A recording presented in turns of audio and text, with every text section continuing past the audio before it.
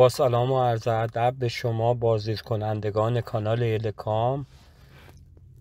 بمب مغناطیسی یا EMP چی هستش؟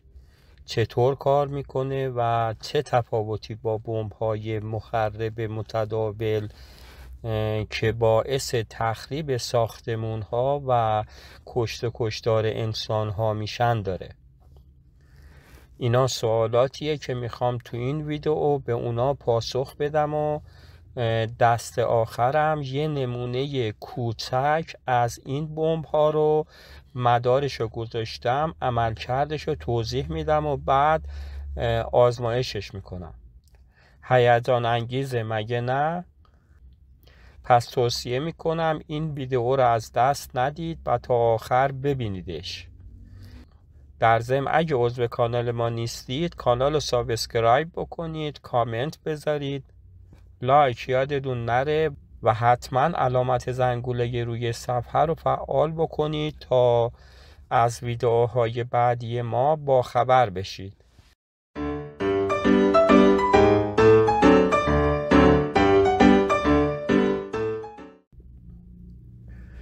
بمب‌های مغناطیسی جزو سلاح‌های جدید نوظهور هستند که میتونن به زیرساخت‌های حیاتی و سیستم‌های الکترونیکی آسیب‌های جدی وارد بکنن، ولی آسیبی به ساختمان‌ها و انسان‌ها نمیزنن. این معنیش این نیست که خطرناک نیستن، بسیار هولناکن. چرا؟ حالا توضیح میدم براتون. بمب‌های مغناطیسی میتونن زیرساخت‌های حیاتی مثل شبکه‌های برق، سیستم‌های مخابراتی و الکترونیکی و تجهیزات نظامی و تو شعاع تخریبشون در حد منطقه، شهر و یا حتی کشور نابود بکنن. و چون امروزه مردم وابستگی شدیدی به الکتریسیته پیدا کردن، یه بمب مغناطیسی یا همون ای بمب میتونه نه تنها منابع الکتریسیته رو از کار بیندازه، بلکه تموم ابزارها و ماشین هایی که با الکتریسیته کار میکنند و هم میتونه از کار بیندازه. با یه مثال توضیح میدم. تصور کنید یه بمب الکترومغناطیسی داخل شهرتون منفجر بشه. فکر میکنید نتیجهش چی میشه؟ نتیجهش اینه که تموم ژنراتورهای مولد برق و همینطور نیروگاه ها از کار میافتن. تموم وسایل برقی از کار میافتن. رادیو، تلویزیون، کامپیوتر، موبایل و هر آنچه با برق کار میکنه از کار میافتن. خودروهای جدید که سیستم ECU دارن دیگه نمیتونن حرکت بکنن. امکان برقراری تماس تلفنی از بین میره، تجهیزات پزشکی بیمارستان ها از بین میره و به دنبال اون بیماران ممکنه بمیرن و هزاران مشکل دیگه. و اگه بخوام توی یک کلمه توصیفش بکنم، یه بمب الکترومغناطیسی قوی میتونه یه شهر بزرگ رو تو چند دهم ثانیه صدها سال به عقب برگردونه. چیز عجیبیه مگه نه؟ به نظر من این میتونه خیلی وحشتناک باشه.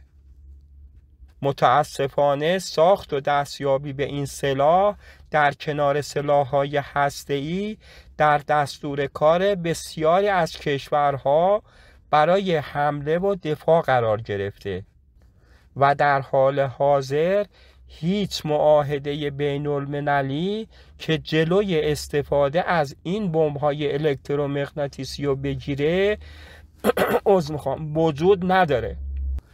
اما در مقابل کشورهای زیادی هم دارن تلاش میکنن سیستم‌های دفاعیشون رو برای مقابله با این سلاح‌ها توسعه بدن.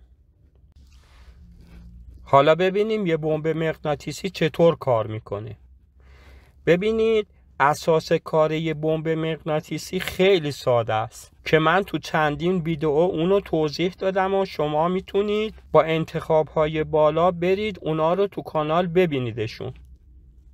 این اساس کار بر پایه القای الکترومغناطیسی هستش.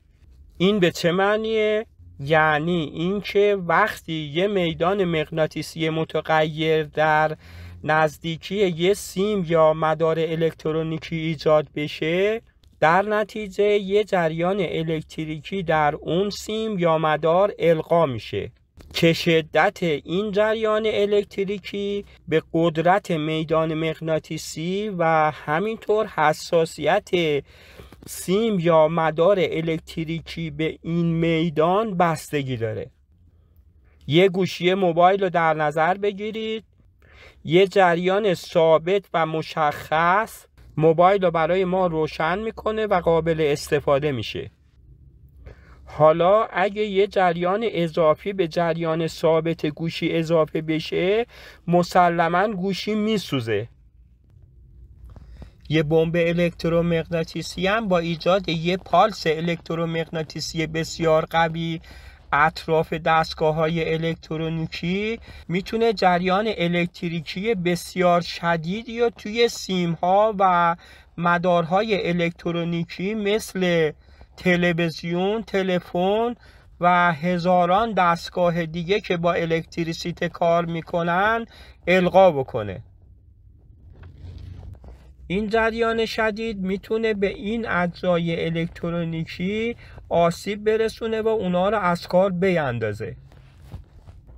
این شکلی که میبینید نقشه یه نمونه مدار سیستم EMP هستش و من میخوام اونو تحلیلش بکنم و بگم که چطور کار میکنه. جزء اصلی این مدار سیمپیچ ثانویه هستش که به رنگ نارنجی نمایشش دادم و این ترانزیستور که یه ترانزیستور فرکانس بالا هستش هم برای ایجاد نوسان در مدار و تأمین جریان این سیمپیچ اولیه که رنگش سبز کم رنگه استفاده میشه. مدار از طریق این منبع تغذیه که میتونه هر ولتاژی بین 3 ولت تا 20 ولت تنظیم بشه تغذیه میشه. انتهای مثبت باتری از طریق سیمپیچ اولیه به کلکتور ترانزیستور میرسه و امیتر به زمین متصل هستش.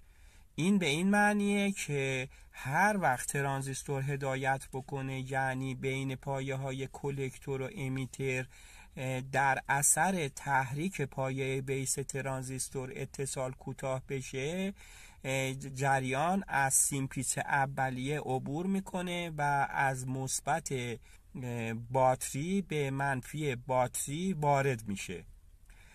سر منفی این دیود LED و یک سر سیمپیچ ثانویه هم به پایه بیس ترانزیستور متصل میشه تا ترانزیستور متناوباً تحریک بشه، یعنی قطع و وصل بشه و در نتیجه مدار نوسان بکنه که به این ترتیب ترانزیستور جریان متناوب رو به سیمپیچ اولیه ارسال میکنه.